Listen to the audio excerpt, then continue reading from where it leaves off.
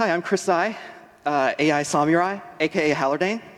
My career began at Stanford as an electrical engineering major, and I specialized in digital image processing. My first iOS app was the iOS Dext in collaboration with Creatures. And at Adobe, I spearheaded development on Photoshop Sketch and Illustrator Draw. Then I came to Apple, where I was part of the documentation team in charge of the Vision and Vision Kit code, as well as the core haptics framework in 2019 when we launched that as part of iOS. And recently in Japan, I helped Nintendo with Pikmin Bloom. It's a game that gamifies walking by mapping your location to a game map. But today, I'm talking on behalf of Honmon. My goal is to reward players for their educational behavior, like studying, acing exams, reading books. And that was part of my pain when I was at Stanford. I never had enough time to essentially, read stuff on the side.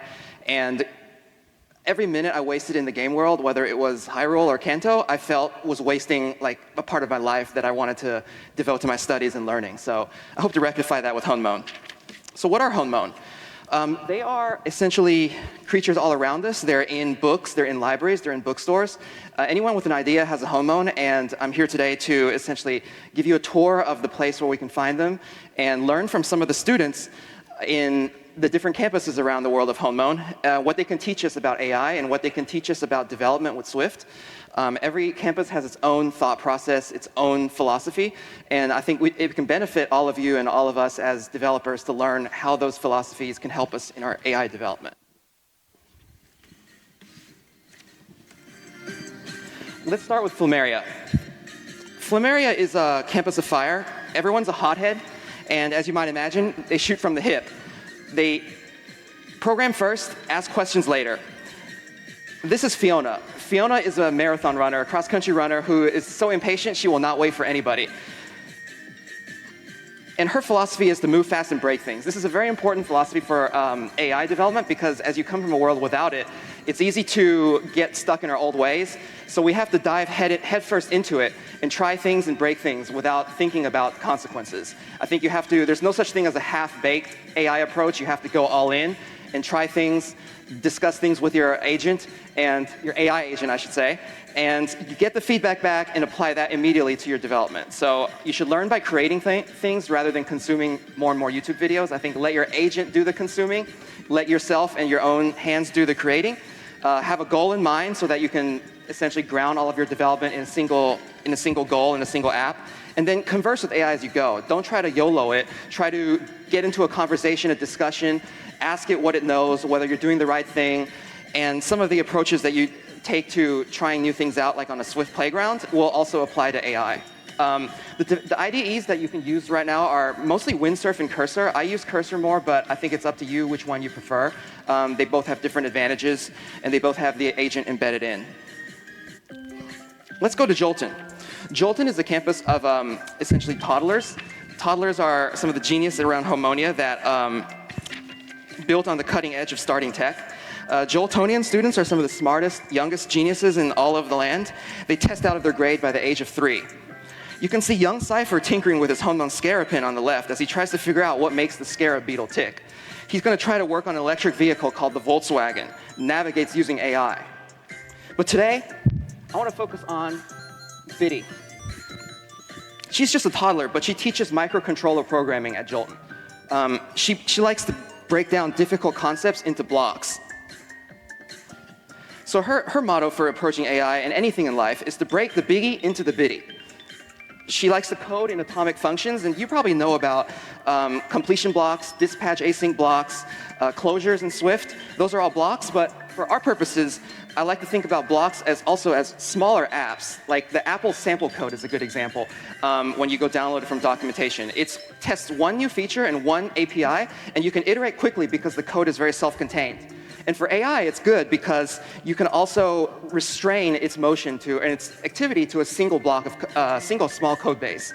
You don't need to worry about it modifying something large or something else you programmed in a larger code base. So I recommend breaking up new features into smaller blocks and get those working, iterate them, know them like the back of your own hand, test them, fail fast before you integrate it into the bigger whole.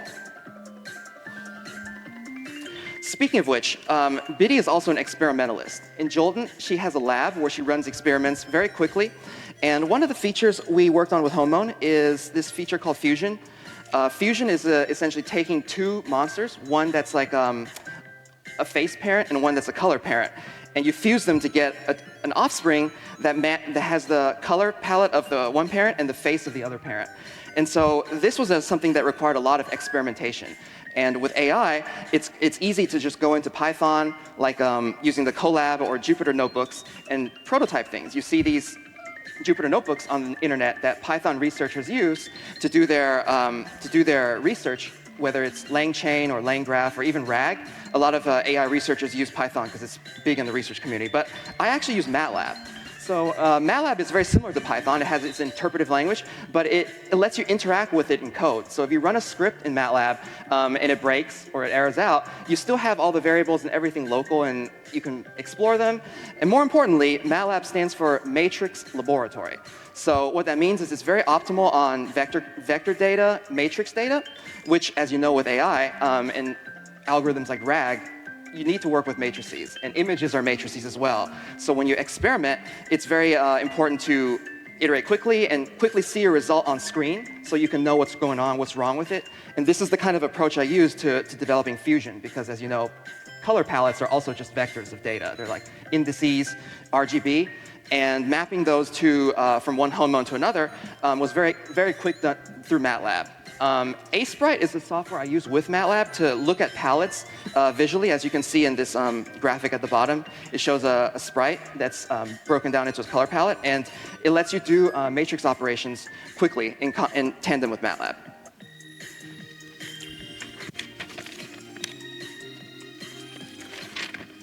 Speaking of visuals, let's swim over to Tidalia. It's the campus of water.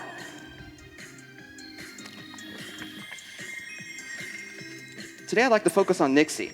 Nixie's a watercolor artist. She's very shy, but her paintings come to life because she imbues them with such love and quality that her colors leap off the page as Honmon. What Nixie has taught me is that you don't have to use Figma or some JPEG or PNG data when you're trying to come up or have your AI code a UI. The problem with using something like Figma or something like you giving it visual data is that there are an infinite number of ways to produce something in code. And so an AI will often flounder when it's trying to generate something from a visual input, like input to text. But what Nixie has taught me is that you can codify your visuals. And so in the Apple ecosystem, core animation is a good way to do that. These are some examples of like particle emitters and loading indicators that I used core animation to develop. Happy to share during office hours. And Guillermo Rambo also taught me, he showed me this tool called Kite Compositor, which lets you essentially modify the CA emitter and all of the core animation assets as an image. And so you can, as a sketch editor. And so you can work on it in Sketch, and then when you unarchive it, it's code, essentially. You can vary the parameters of your CA emitter, and for an AI, that's really good because it already has the visual approach, or the technical approach, for modifying that. And so as you might imagine, when you give it this code and tell it to modify something like add a third dot to this loading animation, or add a third ripple, or add this Ringoala hand to the scrolling animation, it's very good at essentially taking your code that you've already written and adding something to it because it already has the code base. It's not like trying to work backwards from a Figma UI. So I recommend crafting your web animations in code. CSS is an example if you're working in web, and an LLM is very good at generating code from that. Let's go to Windavin. Windavin is a college in the clouds. Students of Windavin, very laid back. They're very capricious with the wind, but they study very hard to gain their flying license so they can board their bird Honmon and take off, enjoy flying the skies. But you know what else travels through air? That's right, you're listening to it now. Sound, specifically background music. So Melody is mute, but she has a virtuoso sense of music. And music awakens the soul. What's important when you're developing an app is also testing how you make the user feel. Emotion will help, music will help you deliver emotion to your users. And you don't necessarily need to compose a whole orchestra like the mistake I made developing 78 soundtrack before I even released my app. And what you want to do is prototype your music as you're prototyping your app. Prototype beats for a prototype code. And so some of the tools you can use for that are like BGMer, Music LM is an experimental LLM that generates music that Google has been working on. And there are also tools that cost money, like Stable Audio, SoundDraw, Soundful, and Boomy, where you can just give it prompts and it will generate music. If you don't want to generate music or you want to additionally reach people through accessibility, I also recommend haptics. As you know, I documented the core haptics framework, so I know about the ahap file format. Ahap is essentially just Apple's format for haptics. It's a flavor of JSON. So because it's JSON, LLMs can generate it, and it's very good at essentially detecting what a haptic is and learning that ahap file format. So I recommend using an LLM like Claude to generate those ahaps as well. Next is Frigidia. Moving along here. Frigidia is a cold campus. It's always snowing, and everyone has to dress warmly. The students may appear cold, but under the hood, they are very warm and compassionate people. This is Reiko. Reiko is a very strategic, calm, collected, composed student. And I'll teach you a little Japanese, actually. They call games of chance unge in Japan. It's almost like a derogatory term for games that rely too much on luck. Like, 30% chance of flinching something or paralyzing something and not getting to move. Those are all games of luck. And so Reiko hates those games of luck, right? It's like she wants her strategy and well-developed mindset to win the battle for her. And she doesn't want to leave anything to luck. And so you might experience unge when you're prompting AI. It's giving you results back that you don't know what you don't predict it. It's not deterministic. And so as part of developing for AI, you also want to predict those results. You want some kind of quality control on the code you develop. And so let's look at Reiko's notes and what she recommends for developing. She uses different AI to do different things, and like Honmon, different LLMs are trained to do different things well. So you want to put them in the right position where they succeed and excel in their strengths. Claude is very good at creative, and it's very good at code. So you want to leave your coding and your creativity to like Claude Sonnet. But you also have debugging with O1, and you want to use sometimes cheap credits to debug because you need to iterate back and forth. Some are better at prompting, like prompting for other AI LLMs. And so GPT-4 is a good example of that. And of course, you have a perplexity, which is a great one to help you plan. So this is like an example of a perplexity plan that I generated when I was developing an app for Japanese language. It gave me everything, even though I had known I wanted to use AV Foundation and some of the vision frameworks. It's very good at telling me things I didn't know. And I didn't, for example, predict that it would tell me to use AR, image anchor, for putting the Japanese on the design, on the screen, and on top of my camera feed. So I recommend using Perplexity just to give yourself, to augment your existing plan with things you may not have known before. It will give you good suggestions. Verderia. Verderia is the campus of nature. They like to raise their Honmon like plants. And as you might imagine, when you're raising a plant, you give it water and you give it room to grow. But if you want it to grow up fast and quickly learn something, would you pull it up by the roots? No, of course not. You would want to just give it water and room to grow and give it the patience, the sunlight it needs, and let humans grow just like plants in Honmon. So this is Leaf. He's still a beginner in AI programming, so he can teach us a lot about his mindset. You don't need to stray into the wilderness of cursor AI if you don't want to. Alex Sidebar is a tool I used initially when I was learning the LLMs. It's an agent chat in Xcode. It's on the screen here. You can see it on the right. It generates code in Swift or Objective-C right aside your Xcode project. So you can essentially you can stay in Xcode and do all your debugging and your programming there. And it will give you the chat just like Cursor does. Of course, it's a late bloomer like those other Verderians. So it may take a while for it to reach the level of a Cursor. SweetPad is another compromise that I graduated to after Sidebar that essentially works in Cursor. It's a plugin for VS Code off which Cursor is based. And it gives you these open source tools. It integrates these open source tools and libraries that are listed here. So moving along to Mithril. Mithril is a college of storytellers.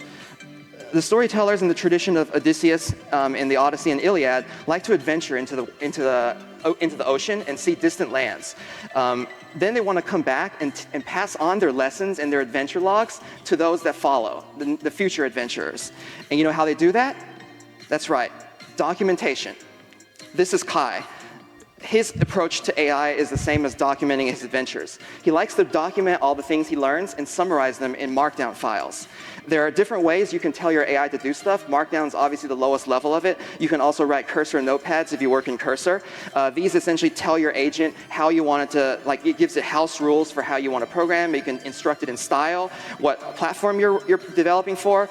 You just have to keep it concise. Like you don't want to dump all the documentation you've ever written into these notepads because it will dilute the quality. And so you should give it flat checklists so it knows essentially the priority of the tasks to go through, and don't overdo it. Almost there. Let's go through Lumen. Lumen is the campus of light. Campus of light meaning they want to purify things. It's essentially a campus of law and order. They want all of their students to graduate. There are no breaking the rules. Everyone follows the rules just like they, just like here in Japan. And safety and public law are such a priority that anyone that breaks the rules, you get punished by Justin on the right. He leads the royal guard, rides his palace stallions to chase after evildoers and rule breakers. But today I want to focus on Angela. Angela has not a hair out of place, sparkly clean hands, sparkly polished shoes, well-mannered gait. She's essentially the perfect model student. And the point here is you want your cursor AI agent to behave like Angela. You want it to do exactly what you expect, to follow your cursor rules. The notepads it can't modify, but your cursor agent can modify Markdown. So if you want it to do something, you want it to check off things in Markdown and give you feedback as it's producing code for a large project. Just be aware that it also has a read limit. So you want to test it to make sure it gets your rules by saying something like in your file, like if you get to this line, print this emoji or something like that. So your AI agent can then pair it back to you like the students of Lumen that it followed your rules. And make it human because after all, these LLMs are trained on natural language. Maybe you want to break the rules though, because as you know, if you just followed the rules and did everything, your app wouldn't stand out, right? So sometimes you have a spiky point of view. It's called a spiky POV, and you want to override your LLM. Like you don't want the Lumen-esque result that you get from LLMs that are trained on internet data. And so this is Dollarheart. Dollarheart is the campus of dark. This is Siegfried. He's a very talented student, and following the Dollarheart way, they basically say it's a meritocracy, right? So they say the strong always survive. The end justifies the means. Even if you're young, you can skip grades if you show your prowess. And Siegfried showed his prowess. He's very strong. He wants to win the whole championship at Honmon, in the Honmon League.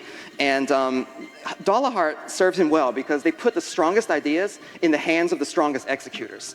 And Siegfried is a strong executor. So what do you want to do when you override your LLM? Well, you've heard of things like retrieval augmented generation, RAG, fine-tuning. That costs a lot of time and money, right? You want to train your own LLM. There's something called brain lifts that you can write into a workflow document that you see on the right here. And a brain lift is essentially saying, what is my spiky POV? Who are the experts I want to follow? What do I want my AI to override? And they're a good way to essentially override your AI, and then you use a tool like Effer on the bottom here to essentially package your workflow brain lift and say, give me results from different LLMs that follow this over what you get conventionally.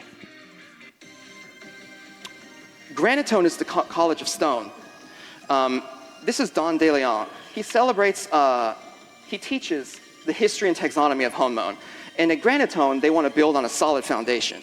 So Don's teachings always say, if you don't know something as well as the expert, get the solid foundation first. So MLX is a package, or it's a Swift model tuning package that you can find on GitHub, and there's an Apple documentation that goes with it as well. What lets you tune models from Hugging Face on macOS, and it works very well on Apple Silicon, right? It's optimized for Apple M1 through M4 chips.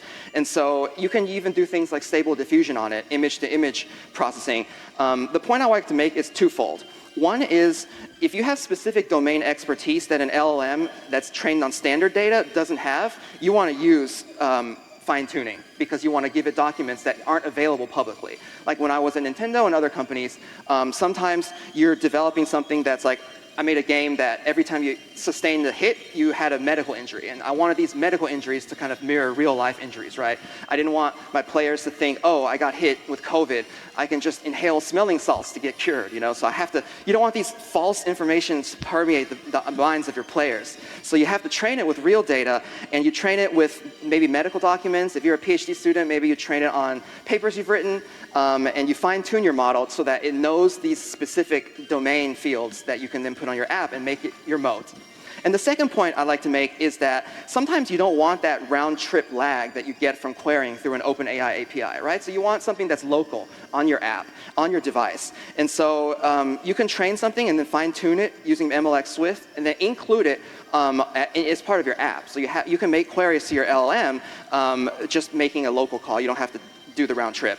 OCR, for example, people have used Mistral and downloaded Mistral as an open API call, and then locally they build a version of it or they fine-tune a version of it that they can consult.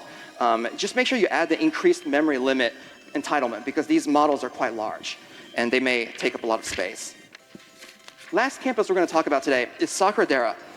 Sakura Dera, you're here in Japan, so you're probably familiar with the art style. The art style is based on traditional Japan. They respect the past, unlike the Joeltonians trying to create the future. And you see, like, there's ninja culture on the left with Reito, who tries to steal candy from adults who have lost their zest for life. And then you have Minami on the right, who does meditation as part of her studies. But I like to talk about Nene. Nene is a multilingual polyglot. She can speak many languages, and that's her Kubiki here with her. So Kubiki helps it bring its imagination to life as Honmon. And the point with Nene is that AI is trained on natural language. LLMs are trained on natural language. So a big field with potential is localization. It's not perfect. There's obviously lots of room for improvement. And you always want to enlist natives to train your data, so you maybe fine-tune it. But it's getting there, and there are tools for it. String catalog is one of the examples of paying an LLM to giving credits to Claude or an LLM to give you localized feedback or localized versions of your localizable strings. Automation is a talk last year at Swift Tokyo 2024. I think Chris Vaselli, who isn't Sakura Deren, but he talked a lot about good tools for automating your localization. So I recommend giving that talk a look. And then DeepL is an LLM that was trained for translation. So give it a look. It's online. It's ideal. So we end at Center. Center is the campus, the central governing body of Honmonia. Students gather here to exchange culture and do league battles. What's important about Center is that it's essentially like Swift Tokyo. We all come from different countries and backgrounds, some of us speaking Japanese language, some of us writers, some of us programmers. We all speak different languages, we have different backgrounds, but we share one thing in common. We have ideas in our mind. We have Honmon that we want to unleash into the world and make them grow to their fullest potential. We want to share those ideas with other people, and we want them to succeed in battle. So the way to do that is to unleash it and compare with others, because until you enter your Honmon into battle with someone else's idea, it's just theorymon in your head, right? You want to put it out into play, see how it reacts, and see how other people have raised their ideas and how they deploy maybe a senior engineer, maybe a designer like Sebastian. You want to learn their tricks of the trade so you can then apply them to grow your Honmon, imbue your story. And so my encouragement to you is to share ideas, help each other grow, make use of your time here at Swift, and don't be shy to let your Honmon into the world. And so finally, I'd like to give some thanks.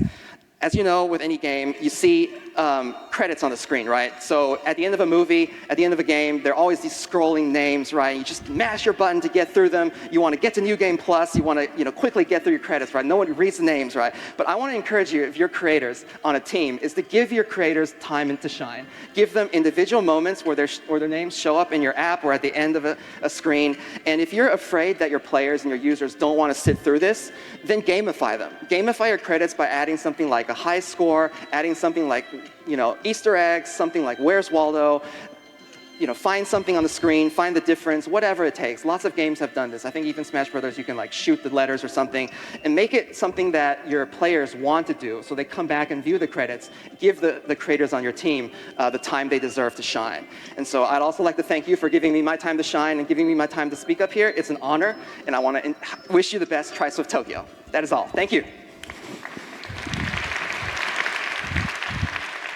ハロダインさん